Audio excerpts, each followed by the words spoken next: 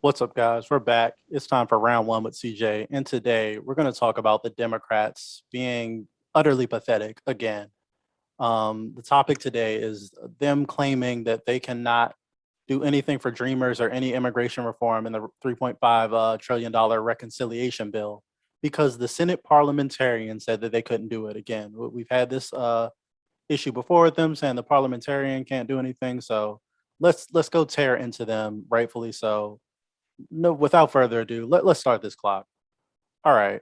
First of all, this is complete bullshit from the Democrats, and I'm going to tell you why. Because most people don't know what a parliamentarian even is. These people didn't elect a parliamentarian. Most people don't know what it is. These people don't follow politics from the everyday, don't know what that is.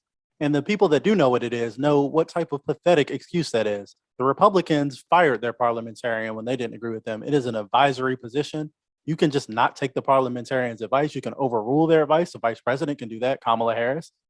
So that is an utterly terrible excuse. Is some guy made a suggestion that we can't do it, so we're not going to do it, even though you elected us to help you, is not a good campaign slogan going into the midterms.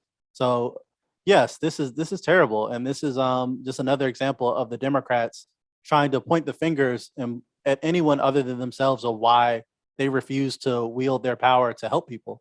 They were elected.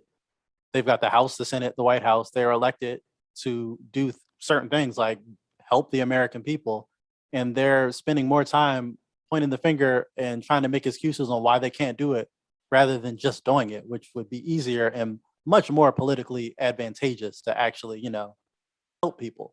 And the reason that they aren't is because it is corrupt members of their own party. So you can't point the finger at Mitch McConnell. He's not the Senate Majority Leader anymore. Right now, it's Joe Manchin, it's Kristen Sinema, it's these corrupt, sellout corporate Democrats that are just protecting their donors. Just this week, the Democrats tanked their own bill to lower prescription drug prices. The Democrats did that. There was no Republicans, and they have no justification for it other than the Democrats that voted against it took in big money from big pharma, and then all of a sudden, guess what? They vote against lowering your drug prices. So until they can get the rot out of their own party, I don't want to see them pointing fingers talking about the Republicans or this boogeyman or you got to vote for us or else the Republicans will get elected. Well, guess what?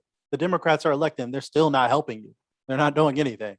They're not doing a damn thing. And I just did a piece about the border. That's a disaster. The economy and COVID relief is a disaster. We still have a wage crisis. The last time they pulled this stunt with the parliamentarians said they couldn't help us was trying to get people a living wage. So we still have a wage crisis. They say it's a hiring crisis, but it's a hiring crisis because these places aren't paying a living.